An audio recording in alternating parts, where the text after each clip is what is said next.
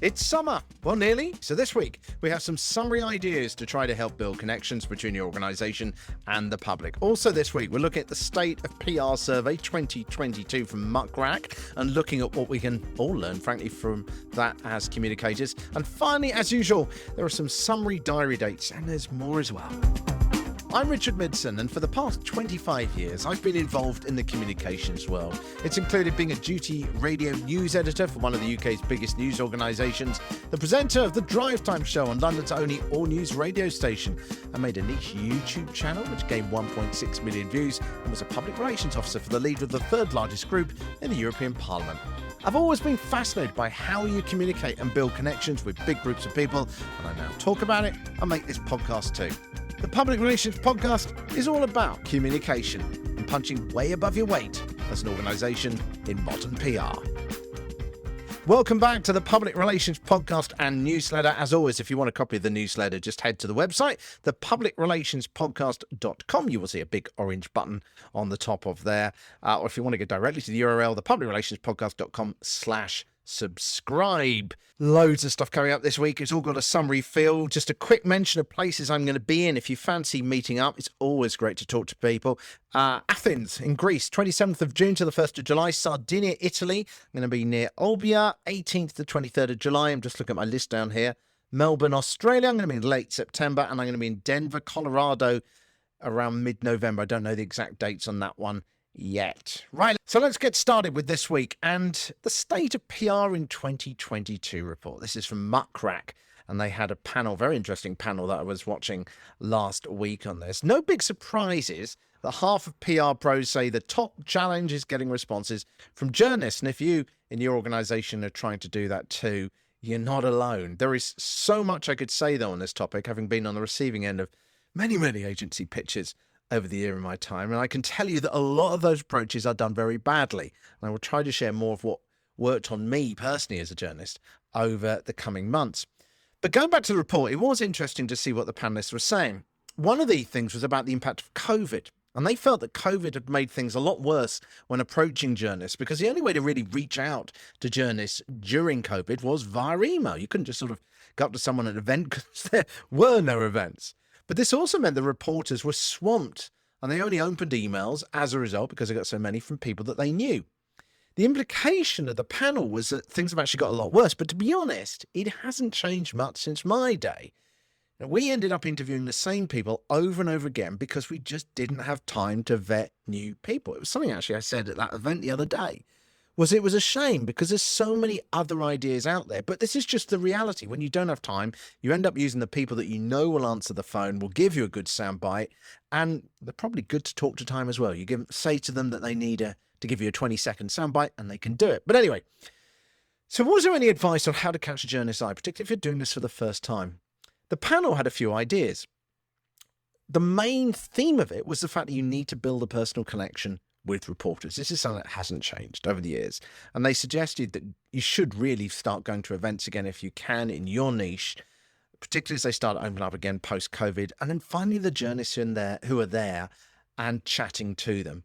You know, one of the good things about an event from a journalist point of view is it gets all these people together in one place. So you don't have to approach them to try and get a quote or anything like that. You can just literally work the room. So they're great places to connect with people.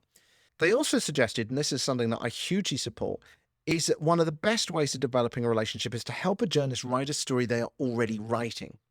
So if you know that an event is coming up or some kind of major thing that they're going to be covering, or you know that the journalist is likely to be talking about a particular topic because it's happening in the calendar or whatever, if you can provide something that adds to that story, that helps them fill it out, you've got a far better chance of being covered than coming up with a new story that you want them to cover. As I say, that's something that they recommended in the panel and something I've always recommended over the years. It certainly worked on me too. Another figure that caught my eye from the report was on measuring success. For most people listening to this podcast, we don't have time to waste. So if what we're doing isn't working, there's literally no point doing it right. Now, do you judge success based on the number of readers of a newspaper that covered you, or whether they covered your core message? Do you do the same with a podcast or an Instagram post? Do you judge it based on the backlinks that come back to your site, or perhaps how many people visit your site as a direct result of that coverage? One of the other impacts of COVID has been on the demand from organizations for more proof that stuff works. If you're working in a business right now, I'm sure you know the pressures on you to justify what you're doing. For example, one of the reasons that hybrid events have remained popular for brands is because they can measure exactly what someone is doing. Does the person actually watch the event? Do they respond to the call to action? Where does their mouse move on the website? You can see all these figures, of course, when it's done online, much of them in real time. And that's the kind of data that you can't get from in-person events. So the pressure on getting real good data analytics has certainly grown. And again, it comes up in the report. And finally, if you want attention, you need to personalize your pitch. And again, this applies whether you're approaching a journalist or a podcaster or a blogger or anything. The worst thing you can do, my experience, is to send a pitch about politics to the sports editor with a top line that says, "I thought you might be interested." No, they won't be. It's the same with a podcast, as I say.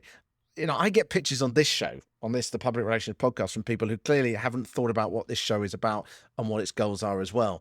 So it is really important to try and tie into what the person that you're trying to approach wants. There's quite a few other really interesting points that you can get out of that report. I put a link to it in the newsletter this week at thepublicrelationspodcast.com.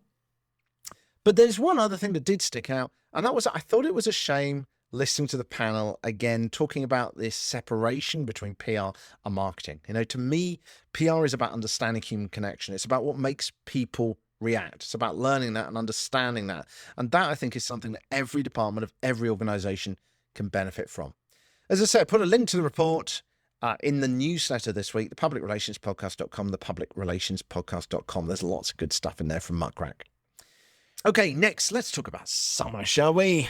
If you're in the Northern Hemisphere, then we are officially in summer from the 21st of June. If you live in the UK like me, then we can just carry on dreaming that one day, one year, it will arrive. But summer, of course, for many people is a great time for PR, especially stunts that connect with people's good feelings about the season.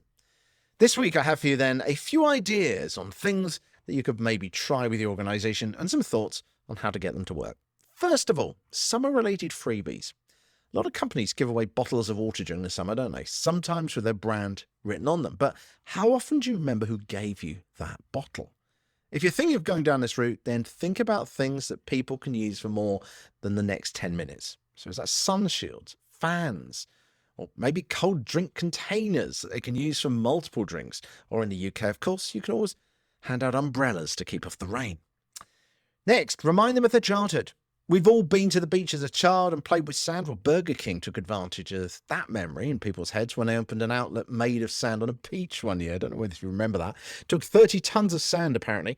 Among the items on offer were frozen foods to help with the heat as well. Now, while you might not want to set up a fast food restaurant for your organization on a beach, what else might remind people that you want to reach about their childhood?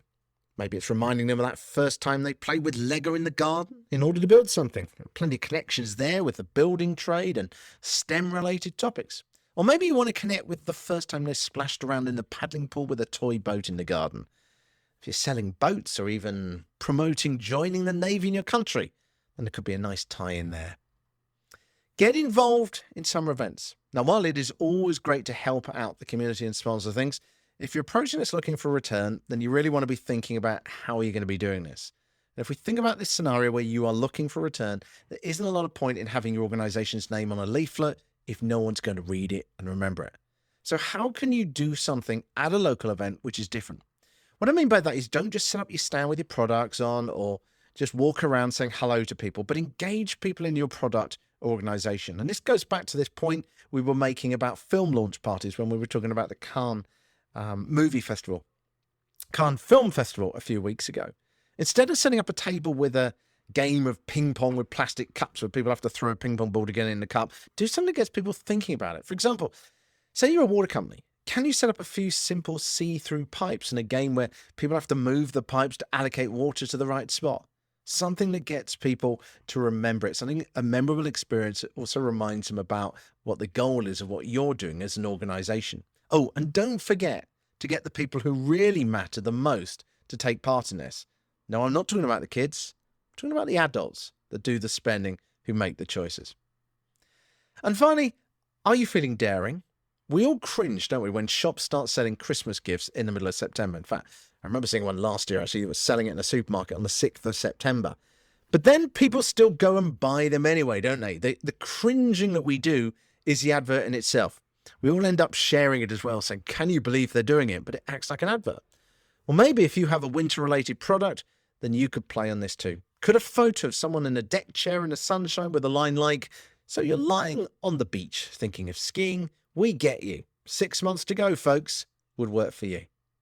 There's loads of summary ideas out there. Like I was saying last week as well, photos in the sunshine are always going to work better as well than a miserable rainy day.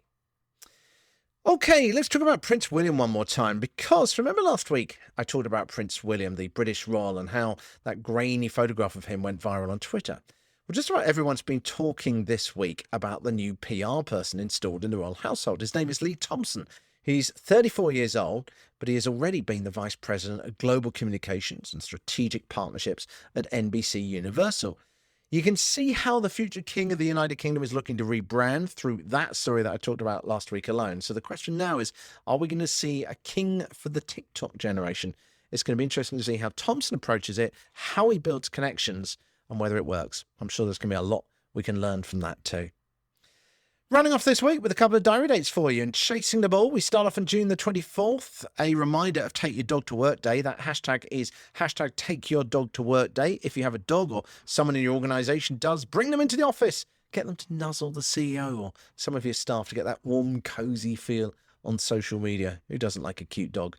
June the 22nd to 26th, steeped in rock and roll history, we've got the Glastonbury Festival taking place. And as always, music fans around the world are going to be paying attention, whether they're there or not. Bands from just about everywhere turn up to that festival. Anything connected then with a cool brand, 60s clothing, 70s clothing, or just listening to music can be linked in, whether you're in Glastonbury or Guatemala. And finally, talking this summer, 27th of June to the 10th of July, it's the Wimbledon Tennis Championships in the UK. The event is iconic around the world, of course, and so too are its strawberries. The event says culture, it says sophistication. Even if the price of the strawberries at the event are terrifying, and I've paid for them, I know firsthand.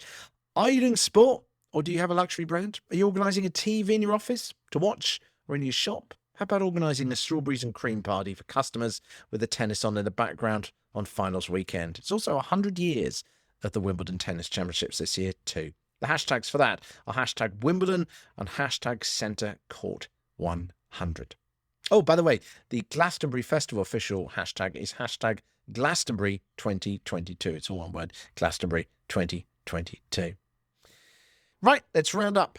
And you might be wondering why I don't do more on social media around this show. Well, the reason is because I'm trying to fine tune the show before I do any serious push on it. Once I get the format right for this, then it'll be time for me to start really pushing it ahead. And I really do need your help for that. I know there are PR agencies, communications managers, students, solopreneurs following this show. I've connected with all of them, which raises the question of what is the common thread? What is the thing that will help all of you to communicate best? You know, my personal thing is about developing a human connection between an organization and more than one person at once. So it's that one-to-many thing that is what excites me and interests me. But what is it that you need? Do let me know. You can find me in the meantime on social media, Twitter at ThatPRChap. It's all one word, ThatPRChap. On Instagram, ThatPRChap_official, ThatPRChap_official. Or on LinkedIn, you can find me under my name, Richard Midson. It's Midson. That is ample enough once again for this week. I hope you have an absolutely fantastic week. Hope you're putting up with the journey you're probably on at the moment, whether you're on the train or in the car. Let me know how things go. I'll speak to you really soon.